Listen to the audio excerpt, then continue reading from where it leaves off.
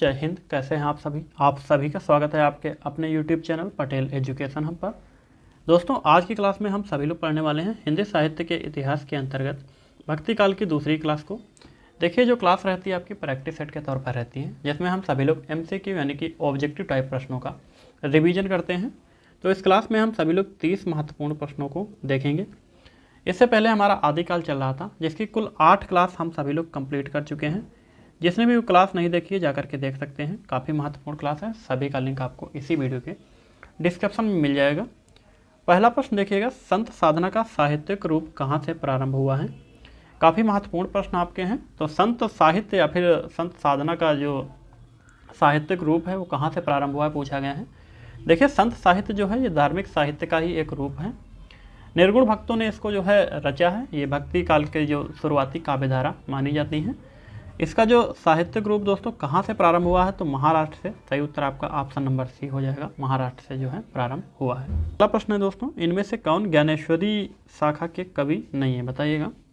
धर्मदास, दादू दयाल, मलूक दास या फिर परमानंद दास।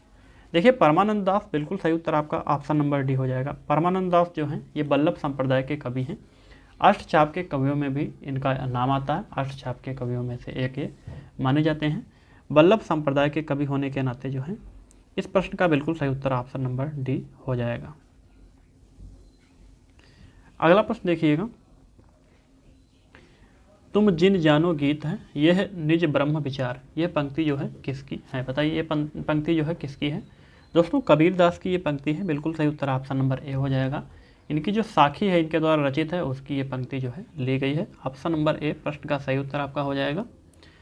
इसी तरह अगला प्रश्न दोस्तों, कबीरदास जी की भाषा को पंचमेल खिचड़ी किसने कहा है, बताइए। कबीरदास जी की भाषा जो है पंचमेल खिचड़ी किसने कहा है? सही उत्तर क्या हो जाएगा? तो श्याम सुंदर दास ने जो है कहा है कबीरदास जी की जो भाषा है उसको पंचमेल खिचड़ी। देखिए, सदुक्कड़ी भाषा भी इनकी एक है। सदुक्कड़ी भाषा कहा जाता है इनकी भाषा को। तो वो किसने कहा है अगर पूछा जाए तो आचार्य शुक्ल ने, रामचंद्र शुक्ल ने। ठीक है, आचार्य रामचंद्र शुक्ल ने इनकी भाषा को क्या कहा है? तो सदुक्कड़ी भाषा कहा है। अगला प्रश्न देखिएगा, संत कवि गुरु नानक देव जी का जन्म कहाँ हुआ था, बताइए। संत कवि गुरु नानक देव जी का जन्म जो है कहाँ हुआ था? तो पंजाब प्रांत में जो है तलवंडी नामक स्थान पर हुआ था। ऑप्शन नंबर सी सही उत्तर हो जाएगा। तलवंडी जो गांव है वहाँ पर हुआ था। तो सिख धर्म के पहले गुरु भी ये माने जाते हैं। ठीक है, सिख धर्म के पहले गुरु।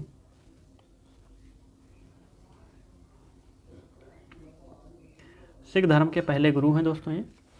देखिए, 15 अप्रैल 1469 ईस्वी को इनका जन्म हुआ था। कब हुआ था? तो 15 अप्रैल 1469। मृत्यु की बात करें दोस्तों तो 1539 ईस्वी में इनकी मृत्यु हुई थी। अगला प्रश्न दोस्तों, जपजी ग्रंथ की रचना किसने की थी, बताइए। जपजी ग्रंथ है दोस्तों, इसकी रचना किसने की है? तो गुरु नानक की रचना है। ऑप्शन नंबर बी सही उत्तर हो जाएगा। देखिए, जपजी साहित्य जो है ये एक सिख प्रार्थना है जो कि गुरु ग्रंथ साहिब के आरंभ में देखने को मिलती है। तो इस ग्रंथ की रचना जो है गुरु नानक के द्वारा की गई थी। अगला प्रश्न देखिए, हिंदी के प्रथम सूफी कवि कौन है, बताइए। हिंदी के प्रथम सूफी कवि दोस्तों कौन है? तो मुल्ला दाऊद सही उत्तर आपका हो जाएगा। मुल्ला दाऊद जो है हिंदी के प्रथम सूफी कवि माने जाते हैं। देखिए, इनकी एक रचना है दोस्तों चंदायन। कौन सी रचना है? चंदायन इनकी रचना है, काफ़ी महत्वपूर्ण है। 1379 ईस्वी में इसकी रचना इन्होंने की थी। देखिए, हिंदी का प्रथम सूफी प्रेम काव्य भी ये माना जाता है। क्या है? हिंदी का प्रथम सूफी प्रेम काव्य। ये काफ़ी महत्वपूर्ण है, जो चीज़ें मैं नोट करवा रहा हूँ। तो हिंदी का प्रथम सूफी प्रेम काव्य है। और हिंदी का प्रथम सूफी कवि अगर पूछा जाए तो मुल्ला दाऊद होंगे, और इन्हीं की रचना चंदायन है जो कि हिंदी का प्रथम सूफी प्रेम काव्य माना जाता है। देखिए, सूफी कवियों की रचनाओं की जो है भाषा कौन सी है, बताइए। इनकी भाषा पूछी गई है दोस्तों, अवधी भाषा। बिल्कुल सही उत्तर आपका हो जाएगा, अवधी भाषा। देखिए, सूफी कवियों की जो रचनाएं हैं, सूफी कवि जो थे इन्होंने अपनी रचनाओं में जो है कई भाषाओं का प्रयोग किया था, जिनमें अवधी, भोजपुरी, ब्रज भाषा, अरबी, फारसी, उर्दू ये सभी भाषाएँ मिलती हैं देखने को। लेकिन जो मुख्यतः जो भाषा थी दोस्तों वो अवधी भाषा थी। अधिकतर जो है अवधी भाषा प्रयोग की जाती थी। बिल्कुल सही उत्तर आपका ऑप्शन नंबर ए हो जाएगा। अगला प्रश्न देखिए, चंदायन किसकी रचना है, बताइए। चंदायन किसकी रचना है दोस्तों? मुल्ला दाऊद की रचना है। 1379 ईस्वी में इसकी रचना हुई थी। प्रथम सूफी प्रेम काव्य जो है ये माना जाता है, प्रथम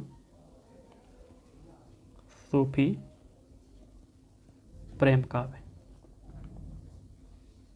अगला प्रश्न देखिए, सूफी काव्य पद्धति का अंतिम ग्रंथ कौन सा है? बताइए। सूफी काव्य पद्धति का अंतिम ग्रंथ पूछा गया है तो यूसुफ जुलेखा जो है अंतिम ग्रंथ जो है सूफी काव्य पद्धति का माना जाता है। ऑप्शन नंबर सी सही उत्तर हो जाएगा। अगला प्रश्न देखिए, सूफी कवियों का सबसे प्रिय अलंकार कौन सा रहा है? तो समासोक्ति जो अलंकार है दोस्तों, ये सूफी कवियों का सबसे प्रिय अलंकार रहा है। Option number B. अगला प्रश्न देखिएगा, इनमें से सूफी काव्यधारा के कवि कौन से नहीं है? बताइएगा। सूफी काव्यधारा के कवि इनमें से कौन से नहीं है? मलिक मोहम्मद जायसी, मंझन, तुलसीदास या फिर कुतुबन।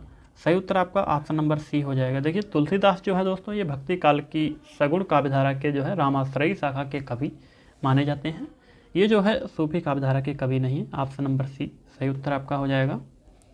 अगला प्रश्न देखिएगा, सूफी कवियों का मुख्य दर्शन क्या है? बताइए। इनका जो है मुख्य दर्शन क्या है? तो तसव्वुफ जो है इनका मुख्य दर्शन है। ऑप्शन नंबर ए बिल्कुल सही उत्तर आपका। अगला प्रश्न दोस्तों, आचार्य रामचंद्र शुक्ल ने प्रेमाख्यान परंपरा का हिंदी में प्रवर्तक कवि जो है किसे माना है? तो सही उत्तर हो जाएगा कुतुबन को माना है। Option number C. देखिए, शुक्ल ने प्रेमाख्यान काव्य परंपरा का पहला ग्रंथ अगर पूछा जाए तो मृगावती को माना है, मृगावती। ठीक है, इसको पहला ग्रंथ माना है दोस्तों। हिंदी का प्रथम कवि इन्होंने जो है चंदबरदाई को माना है। अगला प्रश्न देखिए, हजारी प्रसाद द्विवेदी ने किस ग्रंथ को प्रेमाख्यान परंपरा का पहला ग्रंथ माना है? सही उत्तर क्या हो जाएगा? देखिए, सत्यवती कथा को जो है इन्होंने हिंदी का पहला प्रेमाख्यान परंपरा का ग्रंथ माना है। अगला प्रश्न देखिए, जो सत्यवती कथा है दोस्तों ईश्वरदास जी की ये रचना है। किसकी है? ईश्वरदास जी की रचना है। 1501 ईस्वी में इसकी रचना इन्होंने की थी। शुक्ल ने जो है अवधि की सबसे पुरानी रचना भी इसको माना है। सत्यवती कथा जो है रामचंद्र शुक्ल ने अवधि की सबसे पुरानी जो है इसको रचना माना है, अवधि भाषा की जो सबसे पुरानी।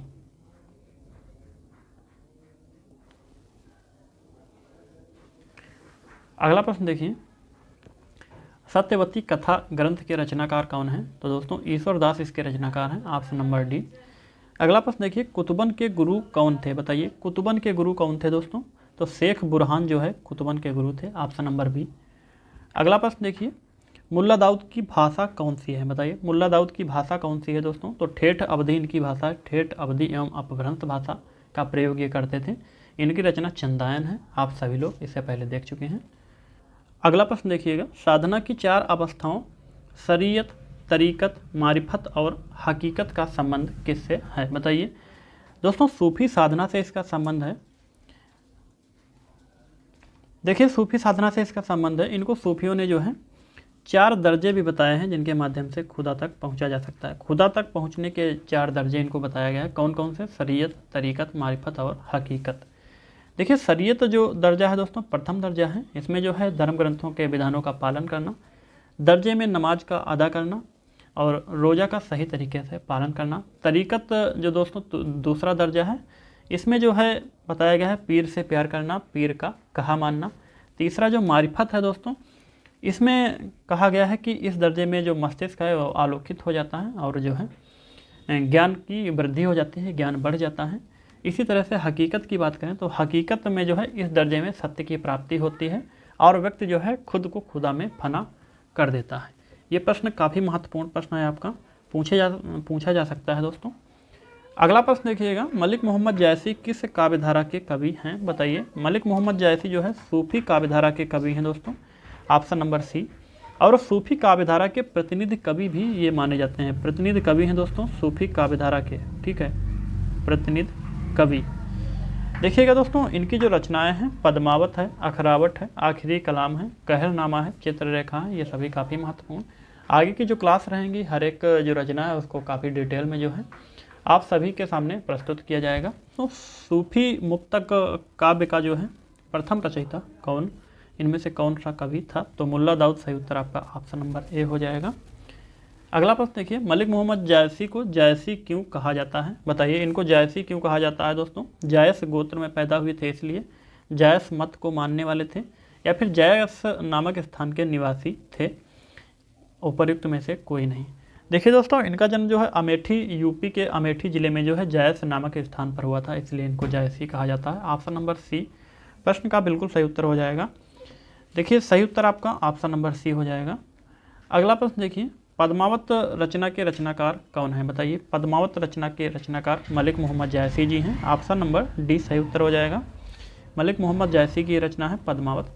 तो पद्मावत काव्य की विधा कौन सी है? बताइए। विधा पूछा गया है तो प्रबंध काव्य है दोस्तों। ऑप्शन नंबर ए सही उत्तर आपका हो जाएगा।